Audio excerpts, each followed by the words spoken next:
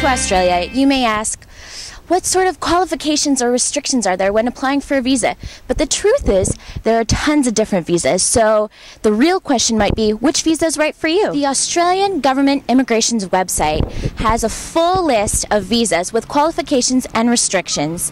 And there's so much information, so we've decided to give you guys an overview because after all, we're here to help Rue out. So, not quite sure which visa is right for you? Well, the awesome thing is that the site actually provides a questionnaire which will help you determine which visa suits your needs.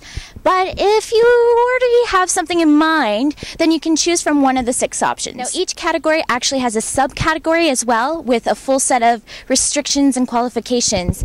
So, depending on which country you're coming from, please check, and double check, and also keep in mind there are health restrictions. Since Jill and I are planning on working and traveling in Australia, we've decided to choose the working holiday visa. Now, the requirements for that are you have to be between the ages of 18 and 30. So, if you're approaching the age of 31, do not be late and procrastinate because chances are you might not get a visa. Also, keep in mind when applying for your visa, you can't apply more than 12 months before you decide to travel. So, keep in mind, when you step foot on Aussie ground, that's when your visa commences.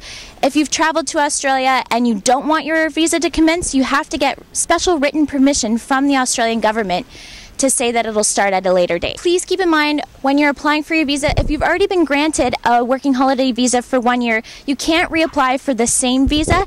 You have to apply for a second working holiday visa, which we'll touch upon a little bit later. Let's not forget the monetary requirement. If you were granted a working holiday visa, you need $5,000 Australian dollars in your bank account with a round-trip ticket, or you need $7,000 Australian dollars in your bank account at the time of arrival on Aussie soil. So, say you didn't save and you're kind of panicking, don't worry because the Australian government will actually let you use credit as part of that requirement fee. So, it's not like show me the money, it's more like show me it's available. And finally, last but not least, keep in mind that visas do cost money. So do your research because there's a different cost associated with every country. Jill and I are going to have to pay around $200, but if we book online, we can save a little bit more. So, visa out, it's time for me to take a dip. Finally a visa I don't have to worry about overspending and put it in the freezer, right?